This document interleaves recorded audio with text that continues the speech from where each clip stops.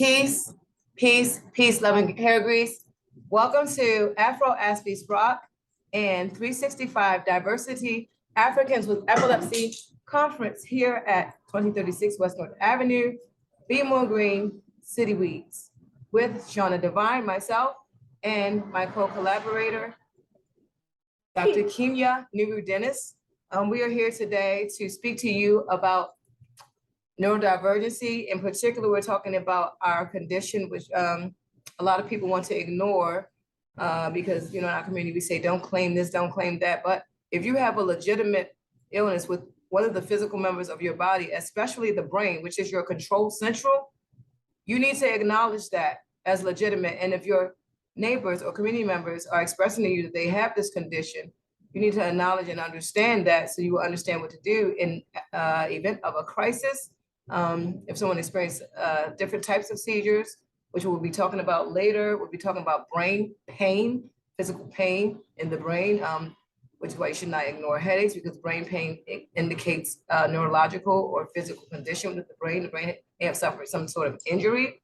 So we want to acknowledge those things and be more aware of our bodies and ourselves. And October was what? Mental Health Awareness Month, wasn't it? Yep. Yep, it is. And it is. November is Epilepsy Awareness Month. In November, next month, we're gonna do another more in-depth conference, which we will have more people, such as Sure Sisters will be back.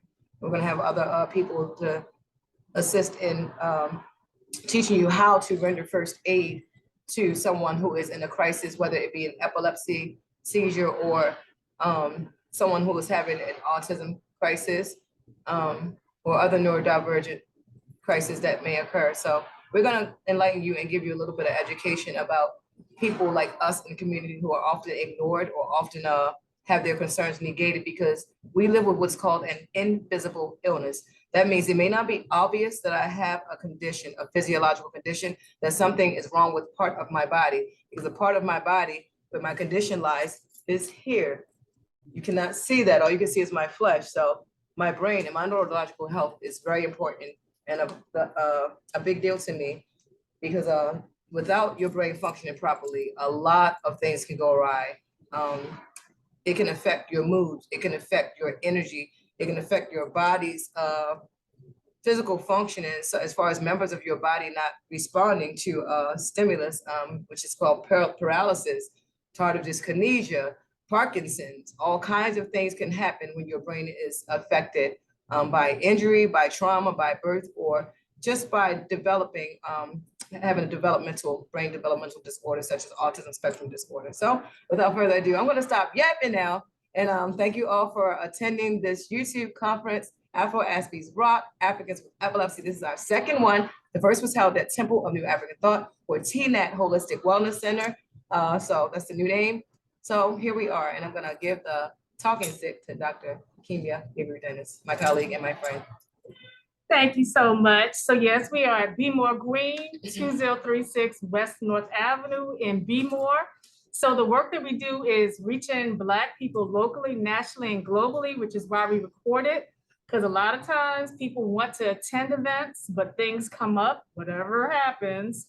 So we want our people to know that our work is to help our people understand what African holistic health means. So I have years, since 2004, I have done work in Black mental health, Black suicide prevention, teaching courses. I used to be faculty in North Carolina. Of course, now I'm in Baltimore since 2019. I'm born and raised in Richmond, VA. And so I always have to explain, no matter where I am, including when I teach and train medical and health graduate students and undergraduate students, that holistic means everything. You are not holistic if you only know grass or candles or incense. Holistic is everything, which is why I recommend Black folks to my neurologist, who has a DO meaning it's actually based on the terminal degree that is different than a medical degree, an MD, because a DO in the neurology is the focus on holistic neuroscience and neurology, which means that when my neurologist meets with me and with other patients, it isn't just, oh, we're going to prescribe you all this medication.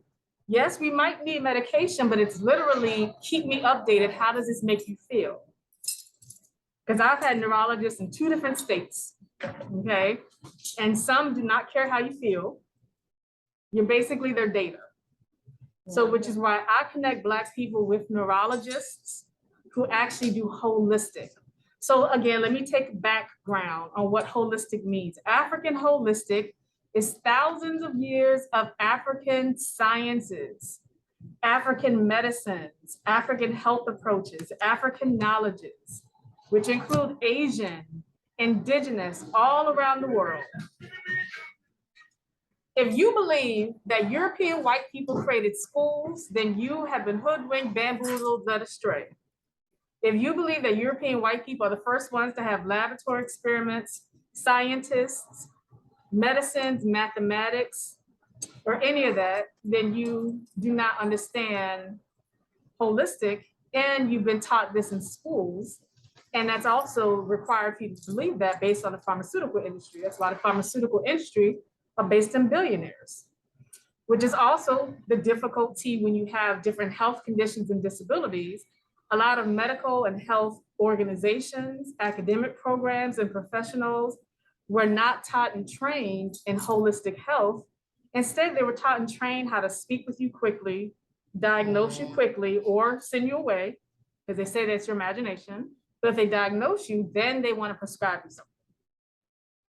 Even with something like an MRI, they're like, do you want to take this pill to reduce your scare and anxiety when you do an MRI? Yeah. So as Black people, as Africans, we do not need to take a pill for everything. Instead, we need holistic doctors and holistic health professionals who know that we might need medications for some things, but medications also combine with knowing how to do meditations. Yes. So it's a daggone shame because even places like Baltimore, predominantly Black city, most of the places that sell incense, candles, all these natural approaches that have existed for thousands of years, most of them are white owned. Like even the Asian medicine place is white owned. White people did not discover this place. They did not discover that form of knowledge. So that's why I want our people to understand what holistic means. You cannot risk your health and risk your life to try to prove a point, because trying to prove a point that way also ignores Africans, again, have thousands of years of medicines and sciences. Because if you believe our people are thousands of years of jumping from trees and hanging out in grass, then you only believe what you were taught in school since preschool. Because most of us, even from predominantly Black K through 12, were taught that our people was only hanging out from trees with no knowledges. Until first the Arabic colonizers showed up and then the white colonizers showed up. So that's why I've been talking about health, overall health, mental health, epilepsy, autism, and everything else, diabetes, everything. It has to talk about racial, ethnic, gender, and other forms of variance. There's never a one size fits all, okay?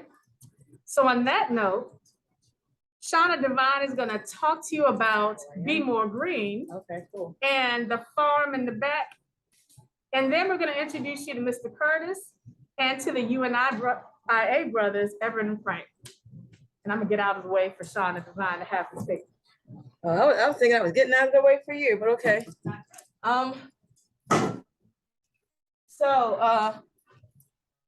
You know my name already. I'm Shawna Devine. I'm in self-disclosure. I'm an adult who's on the autism spectrum, ASD, autism spectrum disorder, categorized in my case as PDD-NOS, pervasive developmental disorder, non-specified. I'm also the caregiver and parent of 2 children who are also on the spectrum. They're neurodivergent, diagnosed with PDD-NOS, pervasive developmental disorder, non-specified, or you would call it previously called Asperger's. I did not disclose my diagnosis at one point because I was so focused on understanding and trying to deal with raising these children who are neurodivergent. I've been misdiagnosed so many times.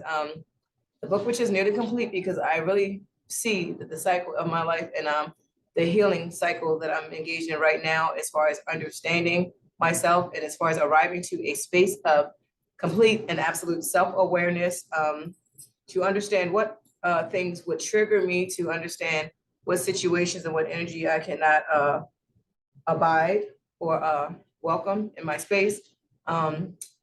Firstly, I'd like to tell you about the spectrum. Now, I mentioned 3 individuals in my family who are neurodivergent. People look at it as though, oh, I know somebody with autism. That's nice, that's fine, but you don't know me. And you don't know this person with autism, you don't know this person. And even if you also may be on the spectrum, your engagement with your environment outside of yourself may be different from other people's engagement with the environment outside of themselves. It's a spectrum, because just like we see light, and you can look up here, you see these fluorescent lights that make noise and buzz and hurt my ears, but you can see white light. But we know that within that light is a spectrum of colors. We have it, you know, Roy G. Biv, red, orange, yellow, blue, green, and you get it, violet, Roy G. Biv. There's a spectrum of colors in this light. So you look at a person with neurodivergent autism spectrum disorder diagnosis, and you would say, oh, I know some people with autism, I know how they act. Oh, they just kind of, you know, they're a little bit awkward. They flap their hands. They don't like loud noise, don't like this. People have all these erroneous assumptions about people with autism. It's not like you don't like loud noise, or that you don't want to be in space or environment with people. Sometimes any noise, not even loud noises. I'm going to use this cliche and reference that I always use to the movie Superman Returns, with the little boy when he became overwhelmed with his senses and he heard everything just so much more so than everybody. He experienced and felt everything exponentially more than everybody in his space.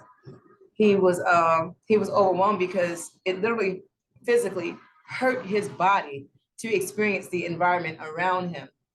Now, there's a lot of people wanting to explain away or just like get rid of autism. You know, we have organizations like Autism Speaks, but I'm sorry, but they don't really speak for people like me, because I have had the ball drop on me. And I am in what you would say, I'm the one that fell through the cracks, and I've been responsible for my own self-awareness, self-healing. So what I want to tell you is to please, if you have someone in your family on the autism spectrum in your community, please try to be understanding. They absolutely do not function like you. They are not mentally ill. I just happen to be one of those individuals with a dual diagnosis or multiple misdiagnoses who will be diagnosed with the typical, every Black woman everywhere is diagnosed with bipolar, because you know, the whole race of us is suffering from post-traumatic slave disorder and different traumas within our families and our community. So whenever any woman is experiencing something that may perceive as a physical manifestation of something spiritual, or, you know, I'm like that, she's just labeled as, she's just crazy, just our hormones, you know, but people don't realize your physiological body affects those things. Your thyroid, your endocrine system, that's part of your endocrine system. When a woman is suffering from hypothyroidism or something like that, her hormones are off and she may be erratic. So that's the indication there's a problem, but not something for you to dismiss and negate in the community, because we do a lot. We do a whole lot. So our concerns should not be negated. And if you have this concern about yourself, don't negate it. Even if other people try to tell you you're making excuses or you're someone, no, you're not. You can keep pushing, but like I said, do not kill yourself trying to prove anything to anybody. So throughout this series of conferences, we're going to be discussing and focusing specifically on different aspects of what it's like to live, different scenarios of living with autism, living with neurodivergent community members, trying to function and exist with people in the neurodivergent community, always feeling like I can never completely be myself, because myself is always so much muchier than people can handle. Because what I discovered with neurodivergent people, I don't want to generalize, because I don't want to be generalizing my population of people, which would be autism spectrum disorder community, which would also be the queer community, which would also be the RBG community. We can't generalize any particular, we can't generalize any particular group of individuals, because everyone's not the same. As I said before, it is a spectrum. So when you have someone who you work with or you live with a community, please try to be compassionate, understand some things you just cannot do. I happen to be able to speak. I happen to be able to have basic control by utilizing my coping mechanisms consistently and continually throughout the day in my existence, And then I have, other people with their issues and crises, if something doesn't feel right, smell right, my son does not like a lot of noise. The one who will allow me to self-disclose, Professor, he does not like a lot of noise. He does not like a lot of people around in his space. He's really sensitive to energies, and if it's off, including mine, he ain't messing with you. He will go ghost on you. Now, I don't have the luxury of going ghost because I have to deal with my children, and I have to engage community members. I have to engage other people. So that doesn't give me the luxury to go inside of myself and just, what I really want to do? Yes, I would rather be in my solitary space. And, but I have children. They have to go to school. They have to develop social skills. I have to engage community whether I want to or not. So thusly, I have to engage other people, which is difficult for me sometimes because I have to walk in and I have to temper myself to placate the sensitivity of neurotypical people. I'm considered rude if I don't answer you right away, if I'm not paying you attention, if I'm not looking directly in your face. But what people don't understand is very intense. So only energies that I can, autistic people don't look at you because they see you. No, they see you, not what you're wearing, not your skin, not how nice looking you are. And if you have a nice face, an autistic person may just rub you or may just hug you. So if I come near you and I'm in your face, I must be comfortable with you. Apparently, I like you a little bit, or I feel like you may be a safe human. If not, I will not engage you at all, most likely. I probably won't, because I just cannot. There's no, it's not really black and white, but it's kind of like the line of demarcation between, it's pretense. There's really no pretense. So if a person tells you how they feel or what they're thinking, that a person on the spectrum, you don't have to ask them again because you're hearing the truth. But we will repeat ourselves over and over again until we're sure that we're heard and understood. It can be called echolalia. That's the term for it. But I will repeat myself often, and it's not because I'm stupid. It's not because it's because I literally do not understand you. And for clear communication, there has to be clarity and understanding. The listener needs to clearly understand what you're saying. So I will ask, I'm sorry, what did you say again? If I did not understand your verbiage or your wording, I'm going to ask you the question. A teacher told me a long time ago, there's no stupid question or no dumb question, except the question is not uttered. Because when you have your mouth shut, that, it's just mutism, being dumb, it's not what you think, not as far as intellect, but just the act of being dumb, meaning silent. And I fight every day not to be silent because my throat chakras were closed for so many years. From hearing, be quiet, stop acting silly. And we take things literally. When you say something, that's exactly what we thought you meant because you said it. We're not assuming that you're talking in code or you're speaking in I don't know. I expect that what you say is what you meant. So someone tells me something, it's really, I really literally get confused when I'm dealing with neurotypical people in business or even family or even in casual settings. When someone says something and then they go, and I'm like, I'm quite befuddled. I'm confused. I'm quite befuddled. Did I miss something? And so since I think the first thing I do, I look at myself and I ascertain whether it's me who's not being receptive to information given, or maybe I'm distracted. So I require direct one-on-one engagement when working with neurotypical people in business. I require no distractions because all the other cacophony in the air, the incessant noises around me, like I can deal with the environmental, there's cars outside and everything like that. The fluorescent lights are a little bit of a buzz, so I'll get Ash to click them off in a bit. But and I'm often in this space with what I call warm lights. I started calling them warm lights because it just makes the space feel cold. When the artificial lights make the space feel cold. And now they're coming up with something that you can use for an autistic family member called sun lamps. We're a little all over the place talking about my experience. I didn't want to stick with the thing about working with neurodivergent individuals, so I'm going to go back there. So sun lamps, I plan on bringing some sun lamps, and I plan on bringing the stuff. You guys know about the sea salt lamps, so we can utilize those in space. I just want everybody to try to be a little more kinder and considerate. If someone has the courage to disclose to you that, no one wants to say, oh, something's wrong with my brain because there's a stigma behind it. Oh, something wrong with her, she crazy.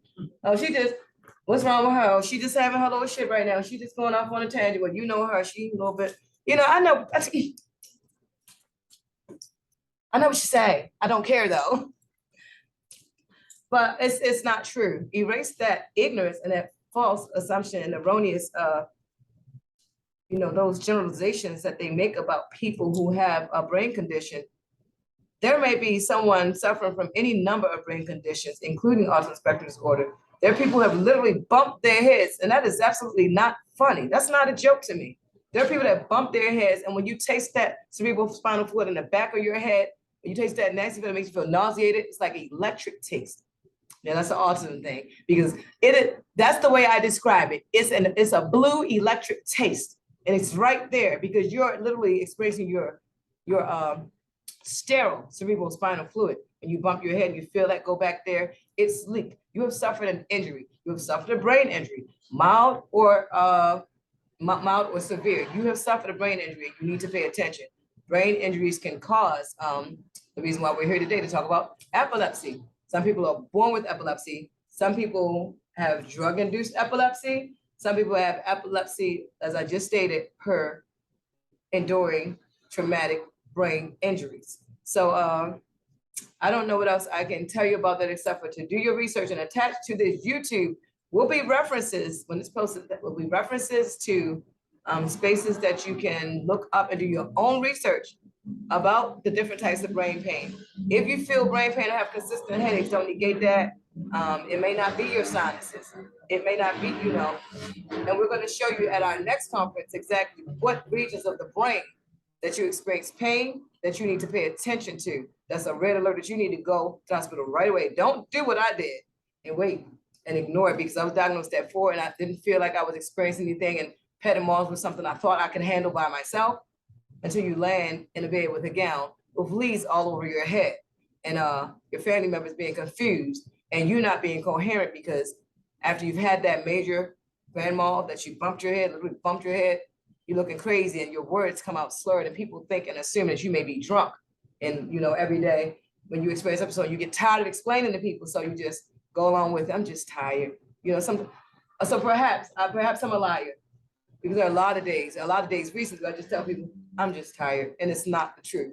I've known what I've experienced, but I don't have the time or the energy to explain to you while I'm still recovering from my crisis. So I just want to ask people to do some research and try to understand the people that you're surrounded by in your workspace, neurodivergent people. I'm boring y'all now. I'm gonna let Dr. Kimya talk to you up. So I just want you guys to do the research. There are gonna be links to the sites to educate yourself. There are gonna be links to local holistic healers in the community that deal with neurodivergency. And True Sister will be here next time. I'm gonna pass the mic. Peace, love, and hair grease. Thank you so much, Sister Shawna Divine. All right, so we're gonna give some time to Brother Curtis to introduce himself. And you can come on up here, Brother Curtis.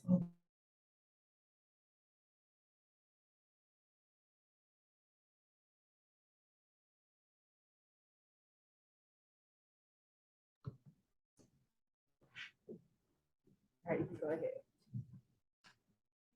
Greetings and good afternoon. My name is Brother Curtis, and we're here at City Weeds in Bmore Green, right on North Avenue, right up the street from my alma mater, Coppin State University. Salute to the Eagles. An introduction. So I am what is called a professional helper.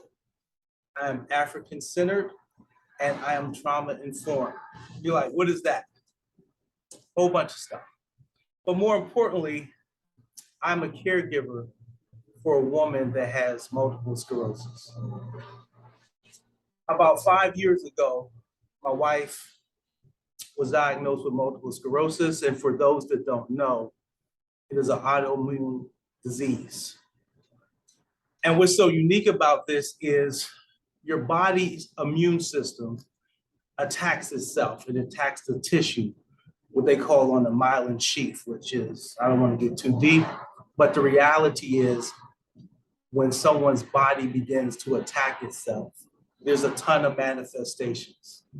So whenever I find Africans talking about health and wellness, specifically things that historically we haven't really gave voice to, whenever they show up, I try to show up and be an ally and support them in their mission to disseminate information, to educate our people, because for so long we have been silenced and suffering in silence, whether it is epilepsy, whether it is people that are on the spectrum. We've been marginalized, and it's important to speak truth to power. And in order to do that, we have to give space. So whenever I find an African that's suffering, whether they're in crisis because of environmental things, whether it is mental health or physicalities, I try to show up and be in support of that. So I stand here with my sisters. I stand as a professional healer. I myself have been in Baltimore for about 20 years. About 5 years ago, I partnered with a professional here by the name of Dr. Dennis Winkler. He is a professor. He is a proprietor of the T-Not Wellness Center and the T-Not Holistic Health Center. He does one-on-one therapy with men, women, and children, and he employs me to work specifically with men that are dealing with trauma as relates to childhood trauma, PTSD.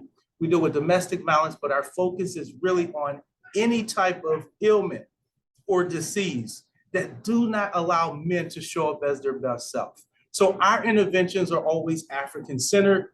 Our techniques, myself, I deal with something called internal family systems and CBT. That's my way of intervening in terms of our community, specifically men the ages of 18 on up. Unfortunately, I don't deal with children. There's enough people in that space. I specifically deal with adults in the city, specifically Black men that are in crisis and need support. I have what I call I would say a safe place, but the brothers, because I've been doing it for the last 5 years, considered a sacred space because we have transcended the superficial and we have really begun to get down and do the internal healing. That's not saying that I'm some type of magician. It's saying that I have been able to become settled myself. And I've been able to teach and intervene in other people's lives to help them, give themselves space to breathe, to exhale, to reach a certain degree of self-actualization that would allow them to grow and prosper. So when I stand here today as a professional helper, I say that anytime you see Dr. Dennis or Sister Shawna show up, I would not be that far behind them because I support these sisters and I support their mission. I implore you, wherever you are, wherever you're listening from, to be conscious of the many manifestations of trauma in our communities and be vigilant whenever you see us talking and in the forum and educating our people and providing that information that's going to heal and bring our people from our minds back into our hearts. Support our sisters, support our brothers, and show up. So with that, I'll say peace and power, and I'm going to turn it back over to Dr. Dennis. Please continue the healing and let the healing begin and let the circle be unbroken. Ashe. Thank you so much. Thank you so much. Thank you. So again, I am Kimya Nuru Dennis. I'm a sociologist and criminologist. I specialize in Black health, mental health, physical health, health conditions. I specialize in us invested in our families and our communities. I specialize in us reducing our reliance on police and politicians. Yes, that's all one phrase. I specialize in reducing reliance on everything outside of our people that harms us, but then they want us to trust them as our rescuers. Literally, Black people need to know more and more how we can help ourselves and each other, not based on conspiracy theories, but actually based on knowledge, because we actually are people who have a knowledgeable, intellectual, factual foundation, which is what I referenced earlier. Okay, so that's one thing that I do. Also, since I specialize in our communities, I am Pan-African, I am pro-Black, I am pro-Africa, and Pan-Africanism is more than 150 years of local, national, and global, which means you cannot ignore the harms of our people right beside you and then say you're focusing on Africa. You literally have to protect all of our people everywhere. So that's also the focus of our founders, originators, knowledge presenters, such as Brother Marcus Garvey. So we have two brothers here from UNIA, Yes. which of course, those of you who are knowledgeable of UNIA understand how Marcus Garvey is the founder of UNIA. And we do have a chapter here in Baltimore. And you both can come up here and introduce yourself, or each of you. Individually or just come first. Whichever. Without further ado. Thank y'all so much. Absolutely. And also UNIA connects with health, and you all will explain that as well. Peace and blessings. My name is Everett Winchester. I am president of the local Marcus Garvey UNIA ACL, which stands for Universal Negro Improvement Association African Communities League in Baltimore.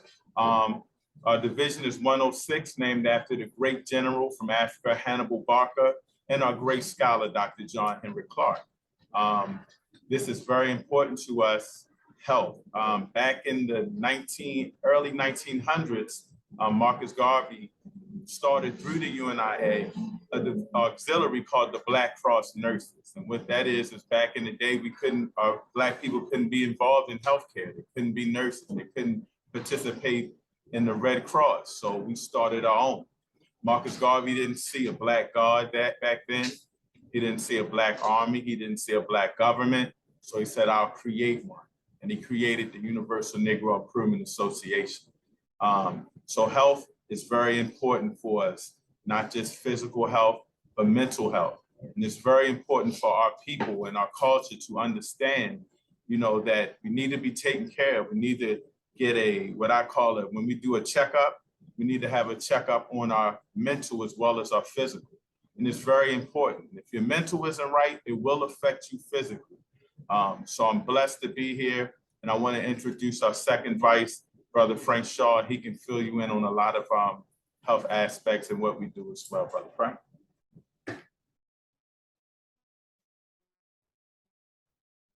So my name is Frank Shaw, second vice president of UNIA BARCA-CLARKE here in Baltimore.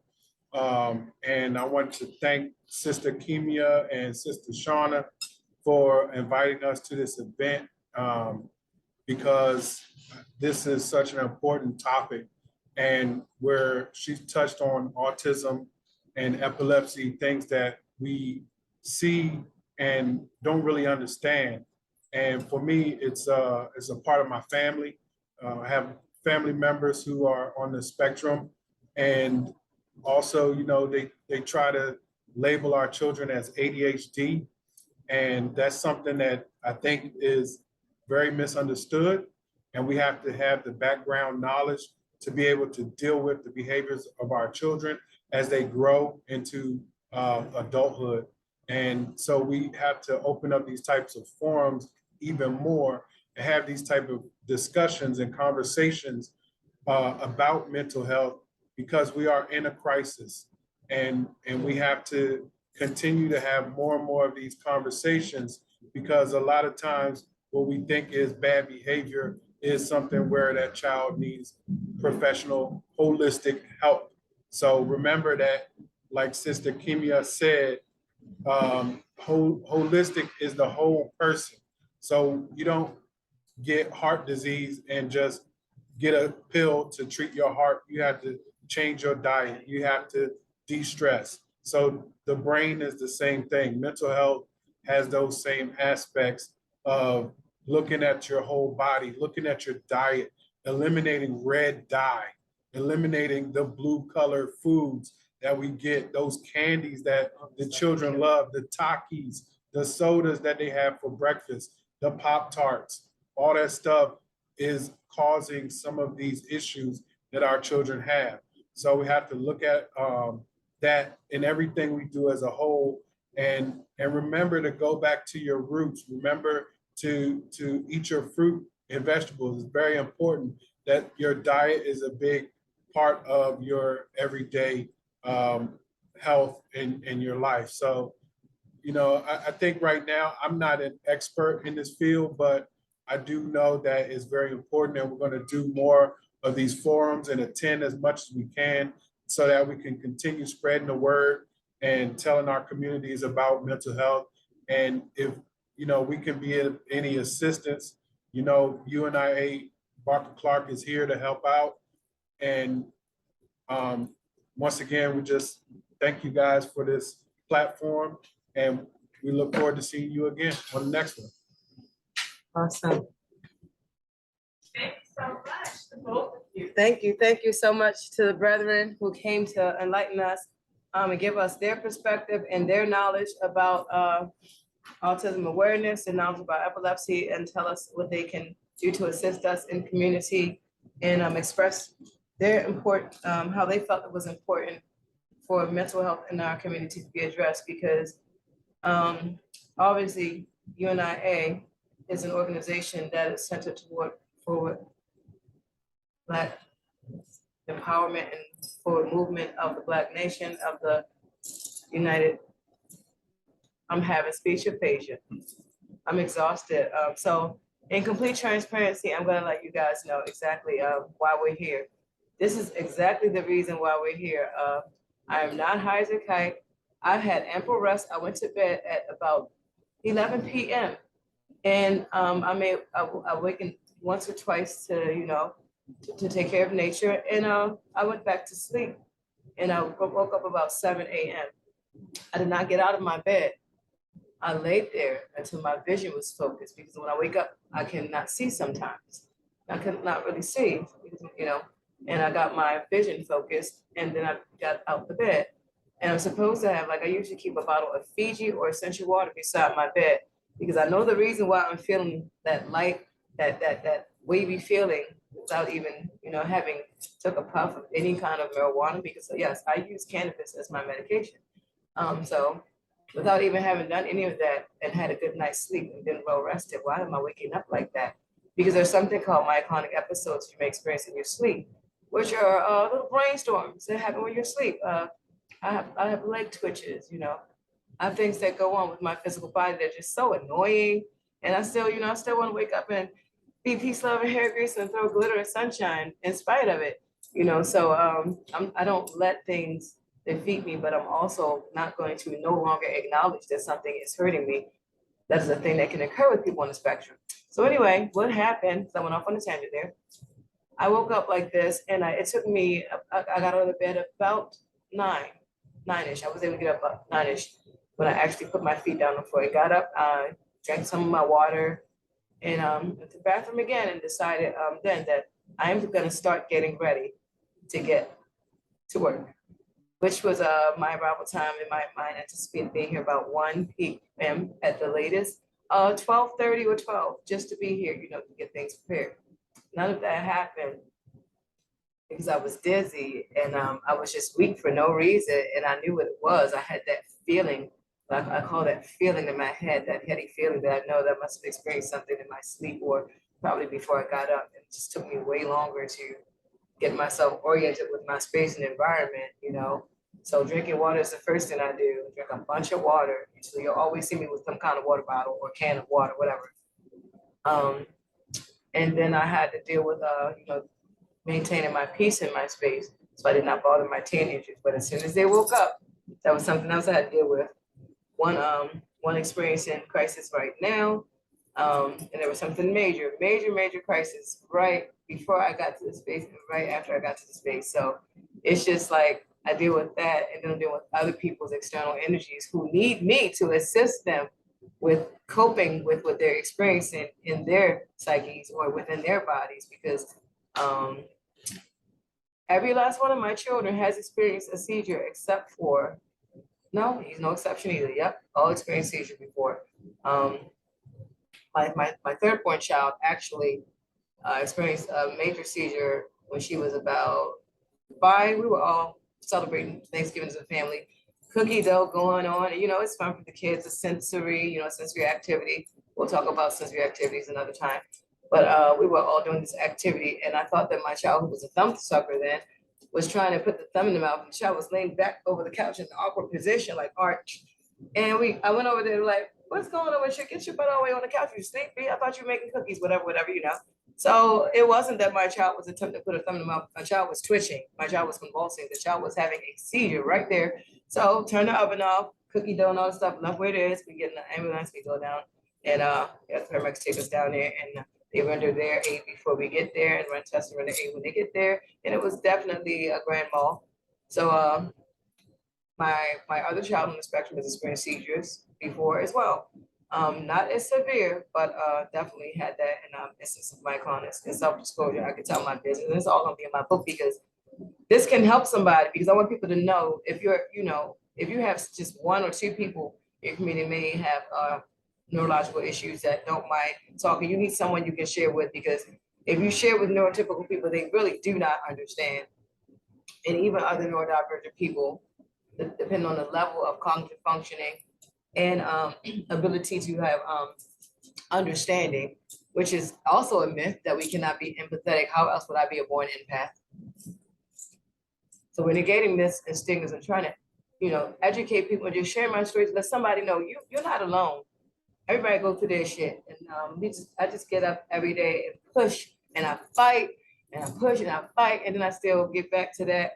And I can be peace, love, and hair grease authentically and genuinely without any facades, because it's tedious to affect a facade. You can't. I mean, I can mimic neurotypical behavior and nuances and everything, but this is my natural me. The girl that used to get teased for talking white and be called a nerd. And I literally do slow down my speech and I watch my volume, because I'm trying to placate the sensitivities of neurotypical people, when actually I'm the one who actually needs the services and accommodations, which I will never get. Why? Because I'm an adult and I'm a Black woman on the autism spectrum. So all of my quirkiness will just get equated to me being extra, or, it's going to be totally misconstrued. And I'm not expecting you to understand me, but maybe you can understand, or maybe you can look at my community members who can't speak, and the things that I tell you about the spectrum and I tell you about epilepsy. Maybe you can be a little bit more kind and understand and stop the sniggering about, oh, he just, that's the person in their mode, or laughing, or, making fun. That's my job as Lola tonight at 2 p.m. No, I'm sorry, not 2 p.m. See, I told you speech aphasia.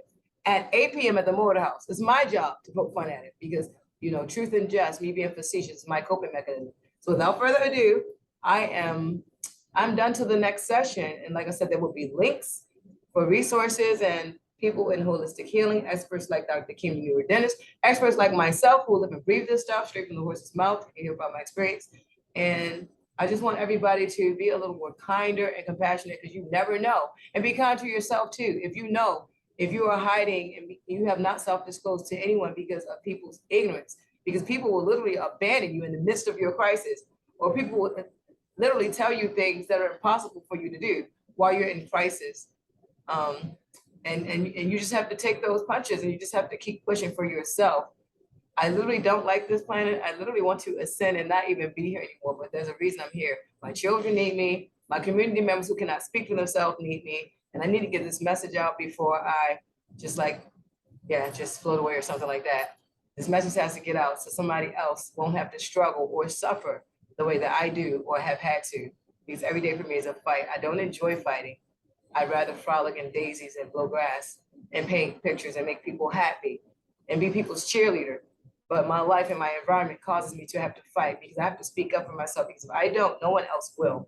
If I don't speak my truth or speak up or defend myself, no one else will. People will assume that you enjoy the pain, because I'm smiling with the pain. I'm smiling with thorns in my side.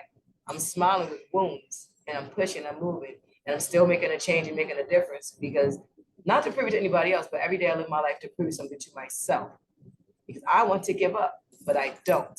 Because I tell myself I can't let myself down. And it's not even about my children. It's about the community. People need this. People have to have this, because somebody was willing to tell me their story. So I'm telling you mine.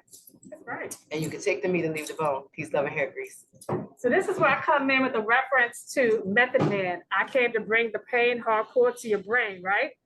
We got to talk about how our people are reliant upon what we call the system. But then we talk about systemic problems. We talk about systemic racism. I truly do not believe that Africans are ignorant. And I debate fellow Pan-Africans about this a lot, because so many of our people want to believe that we just are clueless. But I don't really believe we're clueless. I just believe that we have just been taught and told throughout most of our lives that we have no onus, we have no accountability, we have no control, we have no power, we have no ability. Therefore, everything happens to us and we cannot change anything, right? And so a lot of our people will talk about power when it comes to like music, right?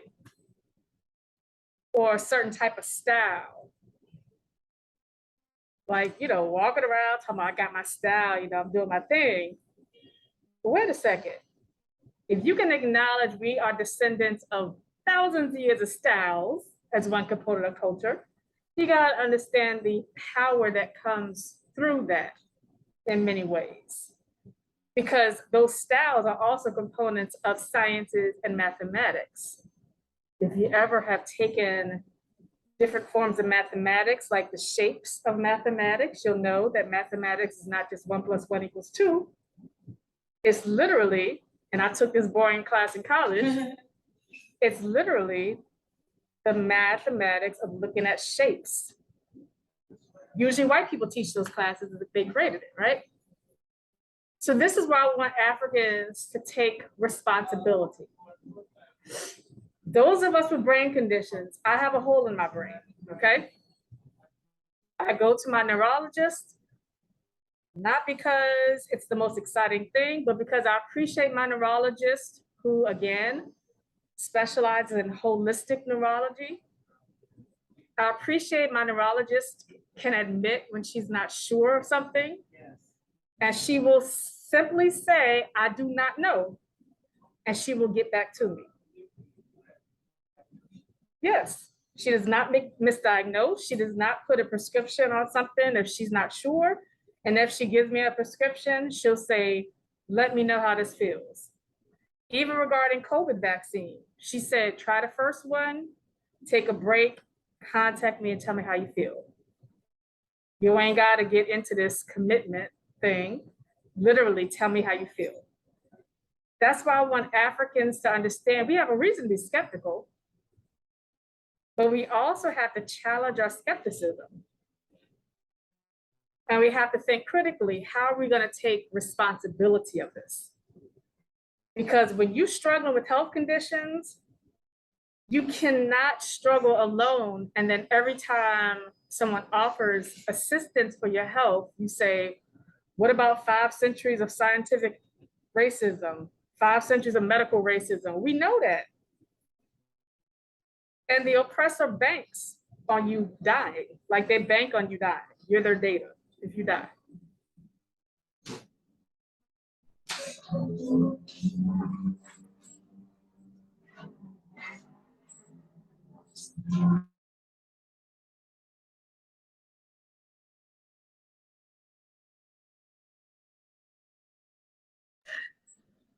So this is just where we have to remind ourselves that knowledge and actions are not theoretical. Knowledge and actions are not just conceptual. Knowledge and actions are not just book clubs and reading lists. That is one of my pet peeves, and I say this even as a professor. I require my students to learn applicability. When they have assignments, I tell them, do not give me a concept verbatim from that chapter. You cannot copy and paste. You cannot use direct quotes. You got to put it in your own words. Why? Because if you copying and pasting it, that means you don't really know. Are you just throwing it back at me? Dude, I got a PhD. I don't need you to throw it back at me. I need you to show that you understand it. And you can put in your own wording. When I was a professor in North Carolina, I required students in every class to do off-campus work to show that you know how to connect with communities. Do something off campus, outside the classrooms. Show what you're doing. And the same thing applies when we talk about health. Because as Africans, I don't care how many vegan books you buy. I don't care how many African health books you buy. Those of you reading Dr. Sabi, Dr. Sibo, whatever, who won't even a doctor, who was saying all this false stuff about health, I'm not gonna stop y'all from doing that. But I need y'all to understand, what does this look like in real life? What is the evidence in terms of how it's impacting your health? Evidence is extremely important. You can't just quote an article. If we talk about epilepsy, brain conditions, many of us have had brain conditions since we were born, and we didn't know about it until we started having seizures. Unfortunately, we have Black youth and Black adults, including in Baltimore, who they started off on Keppra to balance the seizures. And the Keppra was paid for by the health insurance that's paid through taxpayers' money. So therefore they could afford the Keppra, but they stopped taking the Keppra. Why did they stop taking the Keppra? Because now they thought that their brain was balanced. But guess why the brain was balanced? Because they was on Keppra. There's nothing wrong with having to be on medications for the rest of your life. I mean, I know it feels wrong because you're like, dang, this messed up. I'll be on this rest of your life. But unless you're gonna have brain surgery, which most people don't want to have brain surgery, you're gonna be on that medication the rest of your life. I know a Black woman with epilepsy, she's had 5 brain surgeries. She's legally not allowed to drive. She wouldn't want to drive even if she legally was allowed to drive, because she could have a seizure any moment. That's terrifying. So this is why I tell our people, we have to get, Africans, we need to read. We need to be informed. We need to have that knowledge. It's important to read, okay? But we can't just be stuck in readings. We have to say, how does this impact the real world? And just because you connect with other Black folks who don't trust doctors, that does not mean you need to risk your own life for other people. Because I'm gonna tell you, based on my own experience, there are people who don't trust doctors, but behind the scenes, they daggone sure going to the doctor, okay? There are people who don't trust doctors, but guess what? If something happens to you and you get sick, they are nowhere to be found to help you. If you die, they are not there to pay for your funeral or to support your family while you're gone. So this is where I challenge our people. Because we can challenge white people all day, every day. We can talk about oppressions all day, every day. After a while, it has to be what next, right? You know, criticizing the police, criticizing the government, criticizing the military, all that. We heard that, you know, we've been doing that for centuries now. So as Black folk, what are we going to do to lay the foundation so that we build something so that we don't rely on all these external sources that are not always helpful? What are we doing to help each other so that we're knowledgeable when we go to the doctor or to any health service, and we can come in there with notes? That's what I do. I come in there with notes. And they know I specialize in health. So they know that if they don't act right, I'm filing a complaint. Because like I tell them, if you treat me like this, and I have a PhD and I specialize in health, then you are even worse to my people, right? So I'm like the sample of how you abuse my people. Because when I show up at appointments, I don't show up looking like it's a professional meeting. I show up looking like I walked off the street. Why? Because my health does not require me to act like it's a professional conference. I'm gonna come on with a sweatshirt on, some t-shirts, you know? I don't have to walk in and introduce myself as Dr. Dennis. Instead, I want you to see me as a Black woman with locks. And when you try, and this happens also with Black medical and health professionals. Black people at the front door when they greet you in a very rude way.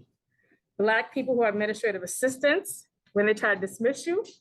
Black people who are nurses, Black medical doctors, they're sometimes very dismissive because they're accustomed to dismissing their own people and accommodating non-Black people. So there's been times where I've had to reintroduce myself, right? Like Hov said, allow me to reintroduce myself. My name is Hov, right? And I can't even stand Jay-Z, but that's a good quote. But rarely do I introduce myself as Dr. Dennis because I really want people to see how they treat our people. And I always tell medical and health professionals, how would you, first of all, most medical and health professionals do not go to doctor their damn selves. They don't. Many of them have not been to the doctor in years. Most neurologists have not gone to a neurologist in years. They have not had an MRI in years or ever. They have not had a CT scan. So they telling you about your brain, they don't know about their own brain. Same happens to gynecologists. Most do not go to a gynecologist. They talking about our fibroid tumors. Do you know about yours? Have you had a pap smear, right? So this is why when we talk about epilepsy and those of the brain conditions, we have to just be knowledgeable. We have to keep taking our medication, take it exactly as directed, take it twice a day. If you miss doses, you gotta take record and tell your neurologist and also your general doctor. Why? Because they actually literally need to know. Because when you do the next MRI scan, your brain might look different. So like those of us with holes in our brain, if you're on a medication that's supposed to stop the hole from spreading, if you forget to take the medication, you don't know what the hole gonna do. And this is why I fuss at Black folk every day. Because they be like, man, I got that hole, I got that hole. Like, you don't know what your heart is doing, you don't know what your ovaries are doing, you don't know what your lungs are doing, you don't know what your ribs are doing, you don't know what your brain's doing. You know, everything in your body impacts your brain impacts everything. Doctors will tell you your neck connects everything and they will map it out for you. It all shapes each other. Unfortunately, a lot of doctors who help people with brain conditions, they still use things like BMI, the old school body mass index, which is really based in European fat phobia, but also a lot of Asian medical professionals still use it as well.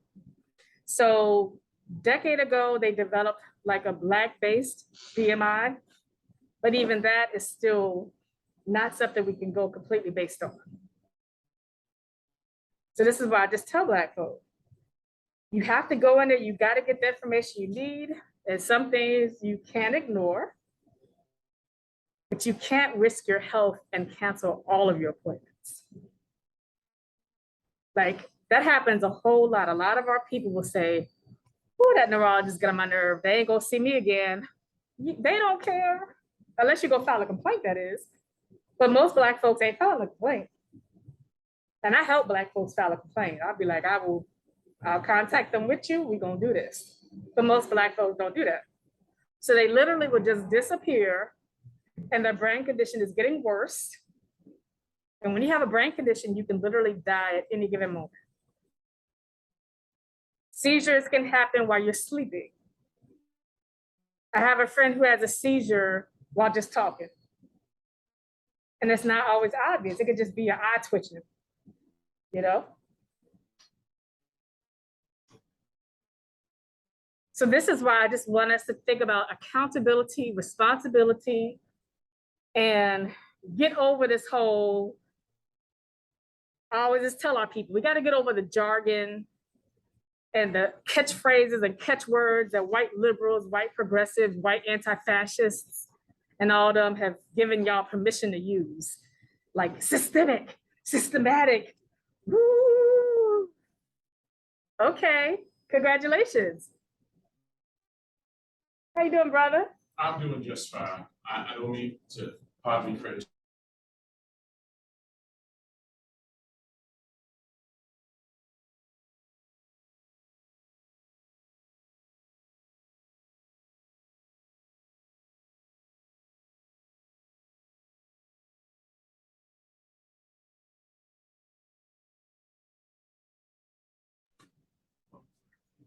So this is where we have to get past the jargon because we've already been there, done that.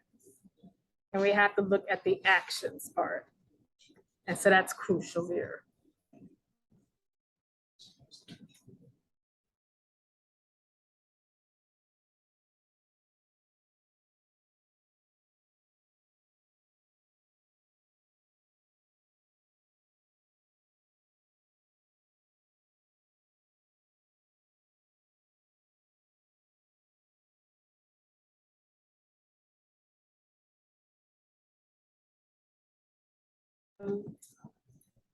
I actually disagree with a lot of the things you said, but I do respect and understand your viewpoints. Speak up, speak up.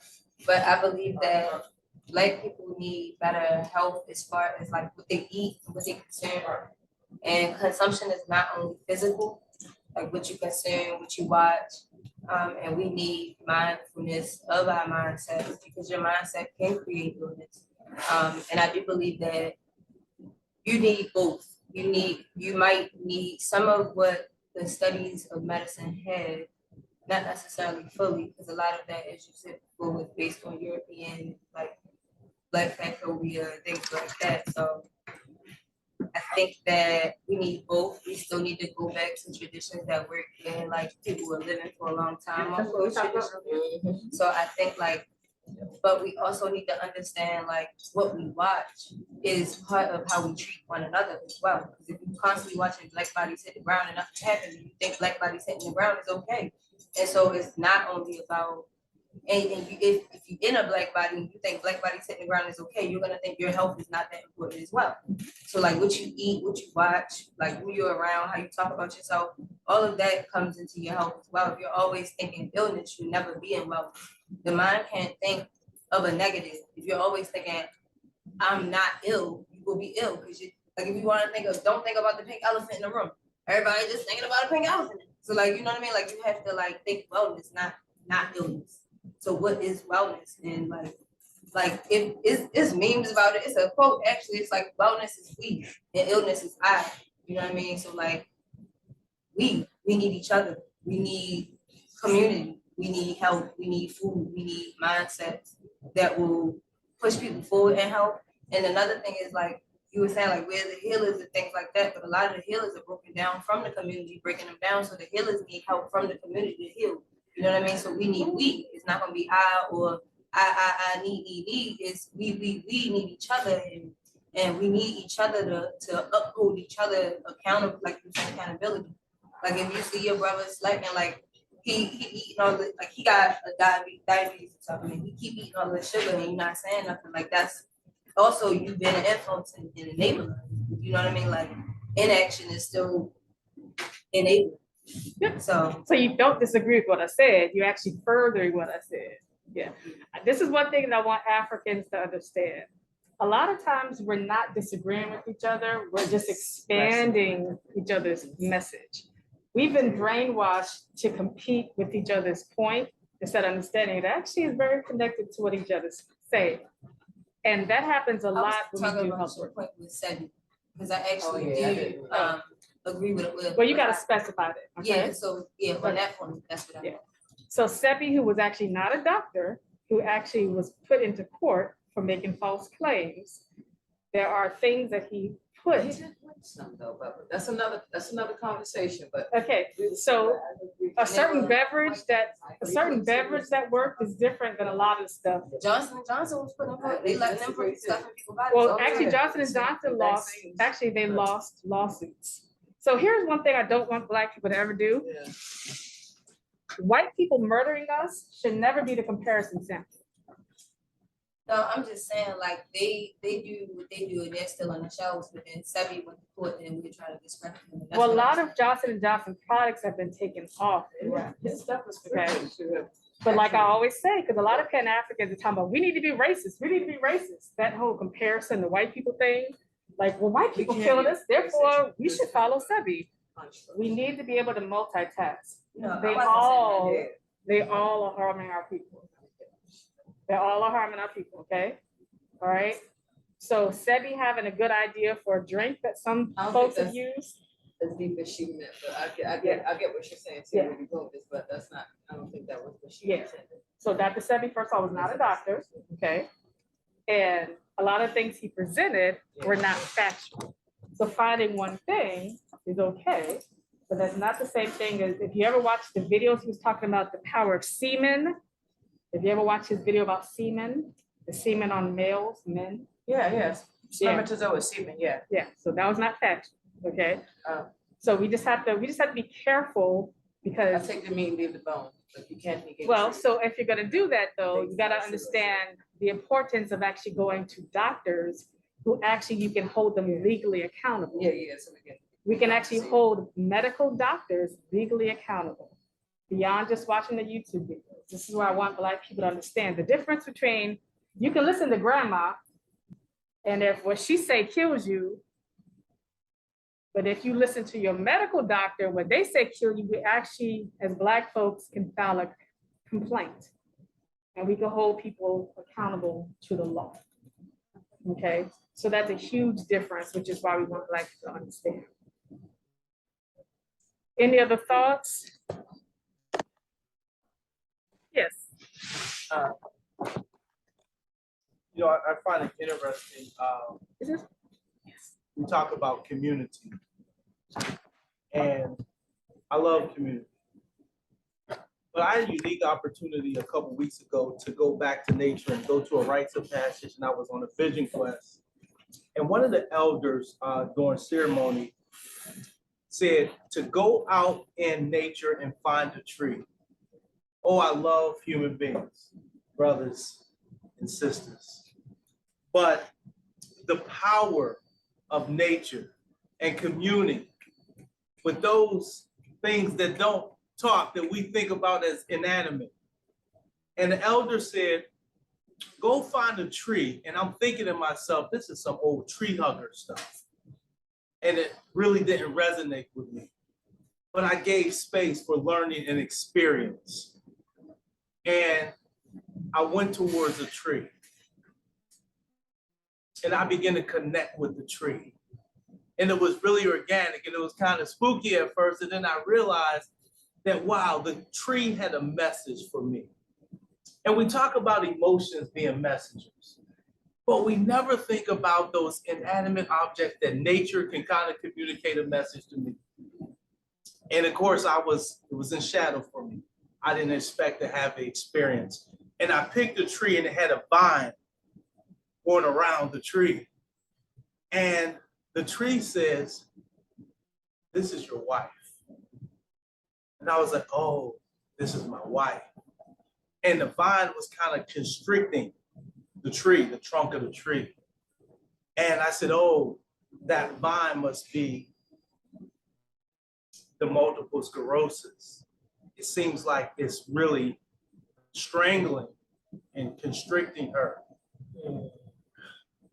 And then I hugged the tree, and I began to commune with the tree. And the tree said, no, that's not what multiple sclerosis. That's you constricting her. That's you standing in the way because you're not, can I touch you?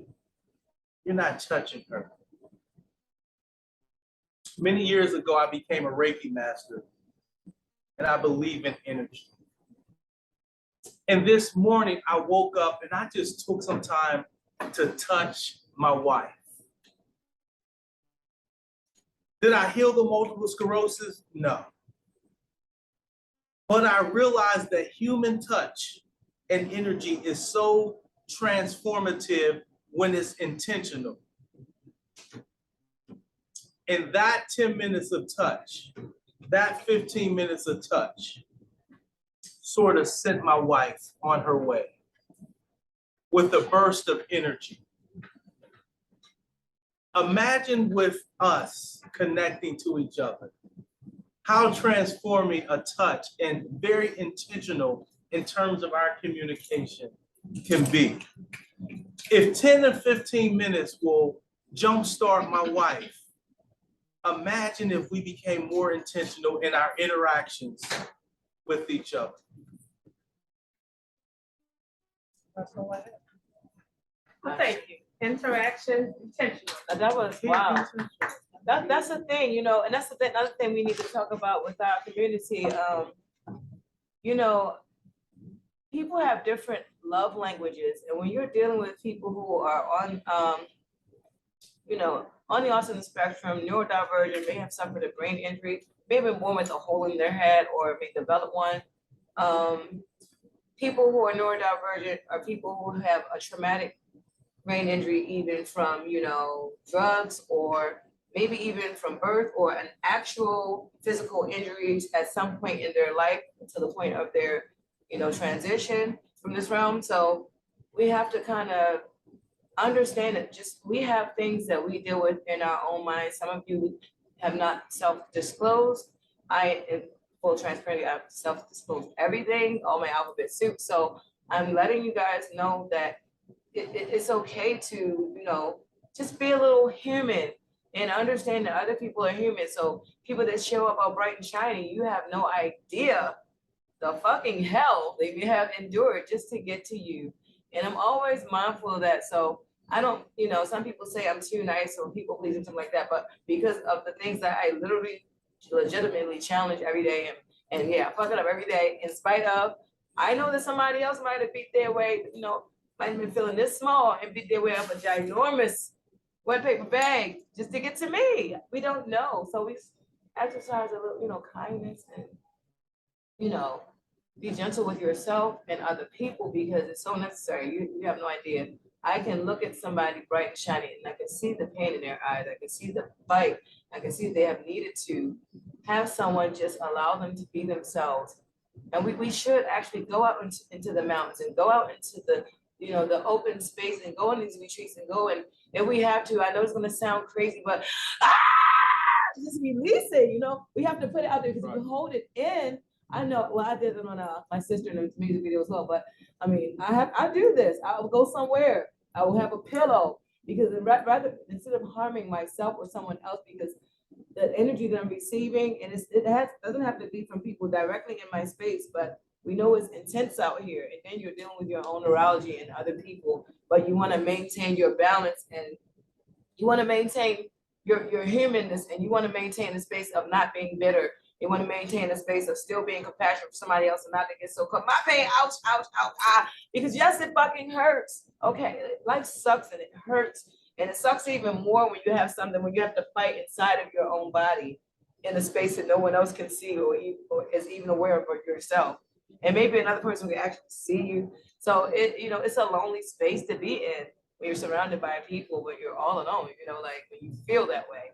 It may not be true that you're all alone, but and these people may actually be trying to reach out, just like I may actually be trying to reach out to someone who I literally cannot understand. There may be people who feel that way about me or who have an inability to perceive me, you know, based on their experiences and, you know, lack thereof experiences in my realm, in my space of the things that I've experienced. So we just gotta be like, again, being redundant, you have to be kinder to yourself, gentler to yourself and to other people. Forgive yourself for what you perceive as your screw ups. And if you mess up and can't defeat one of your battles in one day, fine. But that's not, the war is not over. We're gonna keep pushing, keep fighting, just keep swimming, just keep swimming, just keep swimming. I know it sounds goofy, but that keeps me going. It's literally a hashtag I use, you know, just keep swimming. You know, it's lighthearted and I'm like, I'm so over this planet. I don't have any pills, but I threw them all away and I don't take them anymore. Whatever years ago, I'm just like, I literally, you know, you have no idea. I have felt like I want to check out a lot before because I've struggled to comprehend and make myself fit in space with people who, you know, have it all together. And sometimes they think I do, but they get closer like, but I told you so, like, you know what I'm saying? Like I literally told you so. like, because, you know, it's called masking.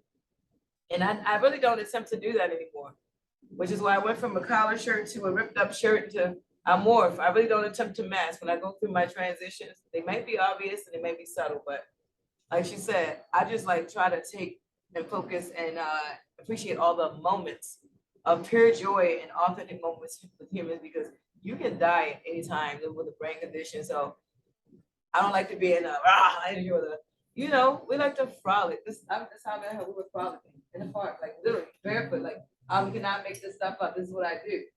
I mean, this is a younger generation woman. She's about 3 years, maybe 20 years younger than me. You know, literally, we're literally 20 years apart. But I ain't gonna tell you our age. You gotta figure it out. But so like, yeah, and then my sister here, who's just about the same. Are we exactly the same age? You're 10 years. I'm 45. Okay, you're just a few years younger than me. So if you heard that, you can figure out that math. I don't have age. That's the only clue you're gonna get. I just wanted to figure it out.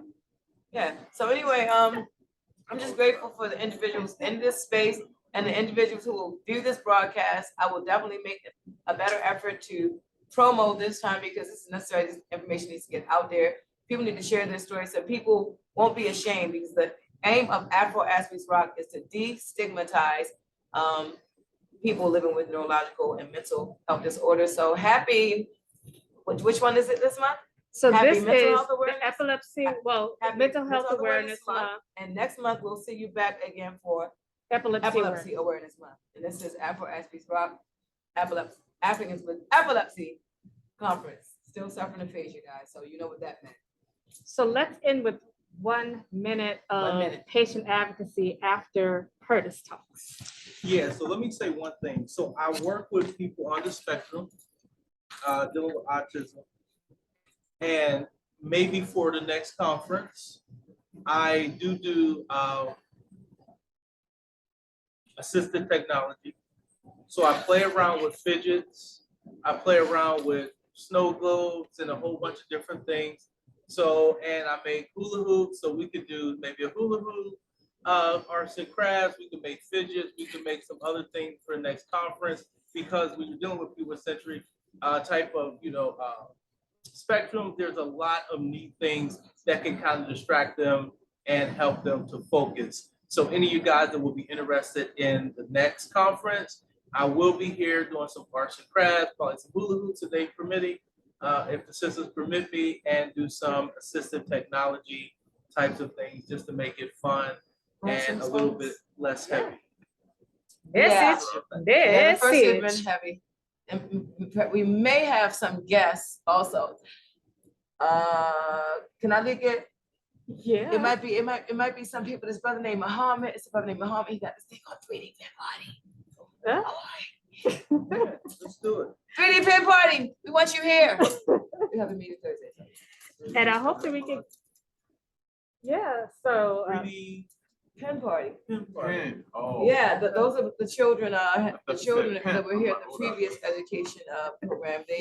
Our students were able to go ahead and create their three-dimensional crafts from the utilizing the pins and the filaments, the different color filaments. I love it. I And love it. yeah, Yeah, that's something let's I'm do it. interested in being trained to do, because I'm a mutable entity. I'm gonna move around and I'm gonna bring people more things here. So Sweet. appreciate you all. Yeah, so the Yeah. next, we're gonna have some games and some examples of ways to reach our people, so And hopefully. we want somebody to tell them where it's gonna be. Where is it gonna be? Right here at Here what? at Be More Green, 2036 West And- North Avenue, Baltimore. Yes, so hopefully we'll have UNIA to come through again, so we'll We let y'all will know. definitely, and we will definitely have true assistance with Focus the the Black CPR Alliance training. So piece. the next one will be a lot going on. We have more people to contribute and more resources, and we have more time Yeah, and consistency. so here's some things that I just want us to end with. So when we're talking about community and patient advocacy, just remember that those of us with brain conditions, holes in the brain, epilepsy, however people describe it, there are many different things. It impacts our eyes, it impacts our hearing. So I remember when I first moved to Baltimore in 2019, right before COVID, I tell you, right? My friends and I went to a concert in DC. I love that band. It was like African punk rock. Oh my God, it was amazing. However, and my friend, that's because we all lived in the same city in North Carolina for years. He knows I have epilepsy, but we didn't realize that the whole concert was bright lights. The whole thing flashing in your face. Yes, loud, bright lights, huge stadium. When you have brain condition epilepsy, you don't want bright lights. Like even right now, Shawna with these lights. Shawna, we're supposed to turn these lights off. Yeah. So bright lights, I had to go to the bathroom area and sit for like an hour and a half. I heard the concert, but I missed the visual of it. So these are things that people need to keep in mind. Like even driving, if we see bright lights while we're driving, all that, like even the lights on the street, these are all types of things that people don't consider normal, because when we say things are normal, that's based on ableism, right? The assumption of people's health, assuming that everybody can see the same, hear the same. Most people with brain conditions actually don't know they have brain conditions, right? Which is why we always tell people, if you do go to a doctor, like, you know, back in the day, people go to doctors and there were no computers, so doctors could not put your information in the system, and then the other doctor could not check the system. So like people would go to like different doctors to get prescription drugs and couldn't nobody check, right? Now it's supposed to be different, but people still do that. They don't check. So we just want people to keep in mind the things that people have to endure. And a lot of times we don't tell nobody because people think we're complaining. I did it for years. Yeah, like even things like Microsoft Excel spreadsheets. I tell people, don't send me a spreadsheet with a lot of words on it. Like this column better not have a bunch of paragraphs. You better send me a Microsoft Word because it ain't nothing to say in this Excel spreadsheet. Like that defeats the purpose of having a spreadsheet. You hear that? About every Black organization understand this. If you got to say all that in a spreadsheet, this needs to be a PowerPoint slide. Okay. So that's just, these are all different things, because when we see that column with all them words and we got to double click it to see all the words, we like, you ain't got to say all that. Come on now. So these are all examples. So this is why when we go to these appointments, we want the medical and health professionals to know how to reach Black folks and to reach our people in different ways that we communicate. Because I tell these medical health, including Black medical and health professionals, if a Black person walks in and don't want to be bothered and is feeling some type of way, ain't taking medications or anything, what you gonna do? You can't kick the person out. You gotta know how to deal with the person, right? But most don't know how to do it. They're like, let me just check your blood pressure and hurry to get you out of here.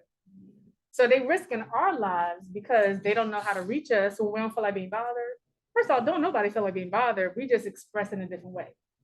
Black expressions are just more, we tend to be just more overt a lot of times. Even if we're not saying anything, our facial expressions, like our eyebrows be like, I'm here for a 2 o'clock appointment. Eyebrow up in there, right? You'll get urgent like now.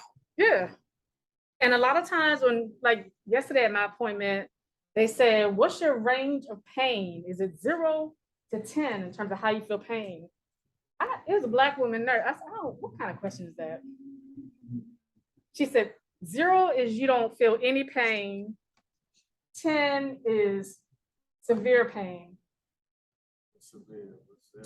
Yeah, I was like, I just said 5. And I said, that's a dumb question, right? Like those are really old questions that literally medical and health facilities have had these questions for generations and they keep them. And I've done these trainings and courses for medical and health professionals and they still hold on to this stuff. If you're in pain, you have to tell them 20 unless you'll be ignored. Yeah, but here's the thing. Then they say that Black folks are exaggerating. Yeah, they say we're exaggerating. And then what they'll do, instead of actually testing, they'll give us a prescription for, pain medication. There you go. And then there's a high rate of addiction to pain medication. They always just assume that's what you want though, and that's not what I'm asking for. Yeah. I'm asking you to, I want to know I want a diagnosis so that I can understand myself. What do I have to do to fix myself? What do I have to do to maintain my wellness? Restore my wellness? That's it. Yeah, so this is one thing I just want us to end on this, because the next time we're going to talk about this more. Community patient advocacy, when we encourage our people to go into the doctor, because a lot of times what I do is I'll say, I'll come to the appointment with you and I can wait in the lobby, you know, they don't let me go in the actual appointment. But I want medical and health professionals to know how to reach our people. Because the same way these medical and health professionals are required to learn different languages, right?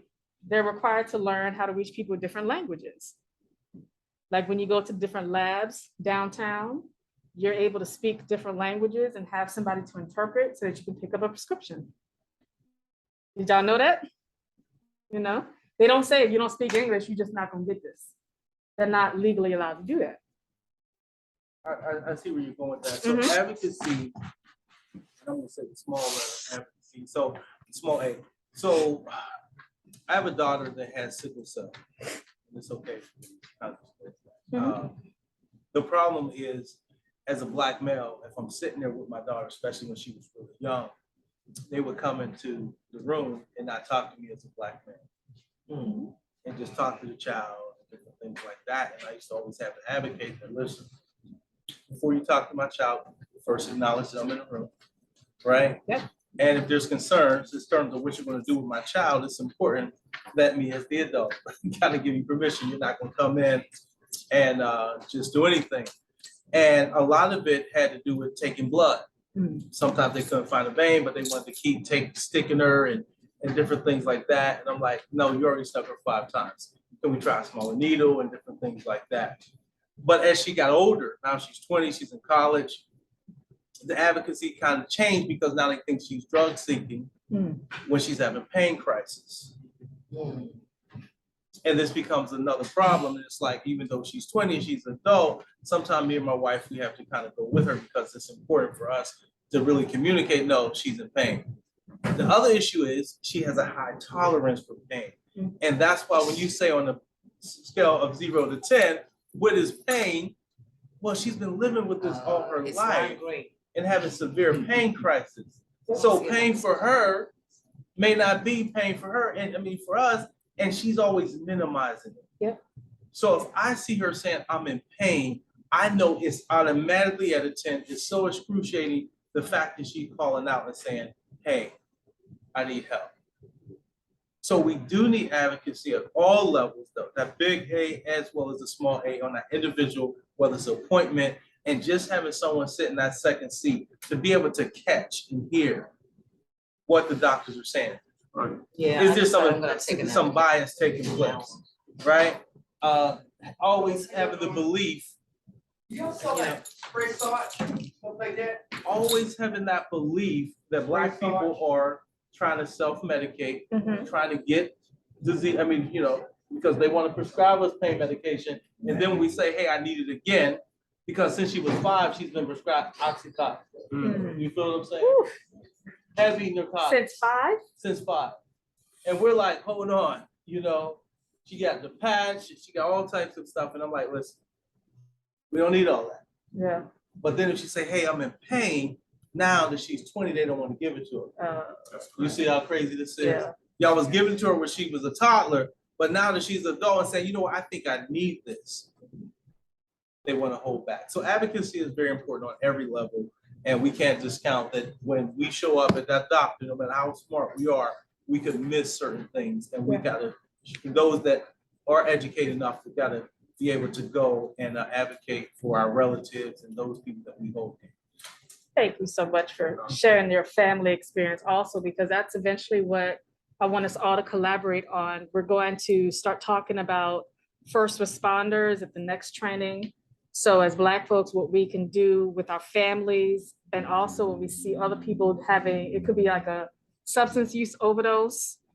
It could be a seizure, epileptic seizure. It could be someone with type 2 diabetes, you know, falling out, anything regarding CPR, anything that we want to train our people not to just watch there quietly while someone's struggling and you're waiting for the police to show up or EMS.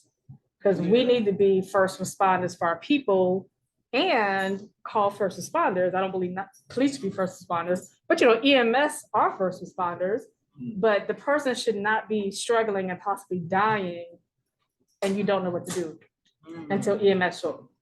So that's what we're also going to be doing is we got to find ways to get more and more Black people to have access to the resources to do that kind of work though. So we'll talk about that. Yeah, that's definitely gonna be a conversation because I am actually about to get certified to teach both first aid and CPR to our people, because I think it's definitely something, because I don't think we know the history. So I'm from a Black community in Pittsburgh on the Hill District. The first EMS workers and the first paramedics actually were Black men, because before these Black men stood up, I think about in the 60s, police officers would transport our people to the hospital. Yep. And there are certain places that the police officers didn't want to go. So the first paramedics, the EMT, were Black men out of the city of Pittsburgh from a small community called the Hill District. There's a documentary. This will be a great thing to show right here in Be More Green when it comes out next month. So we're gonna do a screening too. We're gonna do screening. We're gonna do a whole, the Black folk need to do a whole bunch of stuff. It don't have to happen all at one thing, right? But we're gonna spread this all out. And I just appreciate all of the knowledge sharers here. Because as Black folk, we never gonna agree on everything, but we gotta see the common ground is that we collaborate different ideas, and that's amazing.